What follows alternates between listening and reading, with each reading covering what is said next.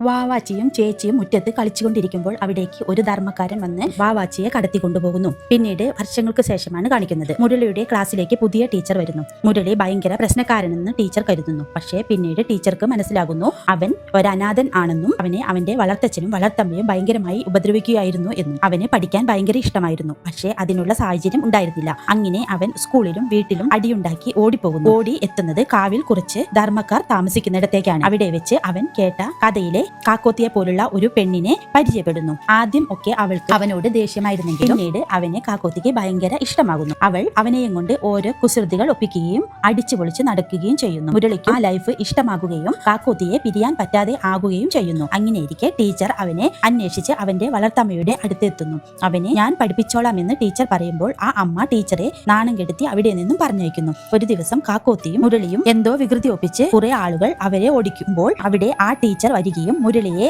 ആ ആളുകൾ കാണാതെ മാറ്റി നിർത്തുകയും പിന്നീട് ടീച്ചറിന്റെ വീട്ടിലേക്ക് കൊണ്ടുപോകുകയും ചെയ്യും. അവനെ കൊണ്ട് സത്യമിടിയിക്കുന്നു. തന്നെ വിട്ട് പോകില്ല എന്നും സത്യം ചെയ്യിക്കുന്നു. അവനെ ടീച്ചർ സ്കൂളിൽ അയക്കുന്നു.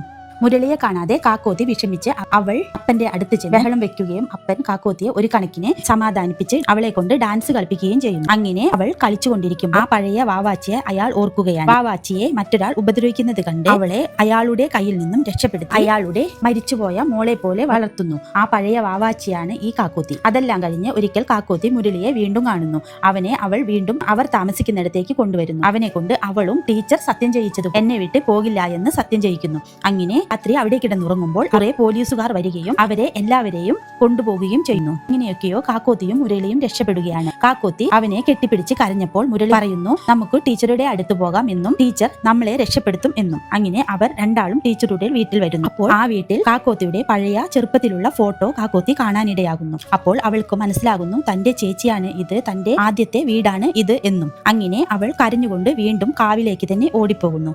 പക്ഷേ അവിടെ എത്തിയപ്പോഴേക്കും അവളെ ചെറുപ്പത്തിൽ കടത്തിക്കൊണ്ടുപോയ ആ മനുഷ്യൻ അവളെ വീണ്ടും ഉപദ്രവിക്കാൻ വരുന്നു.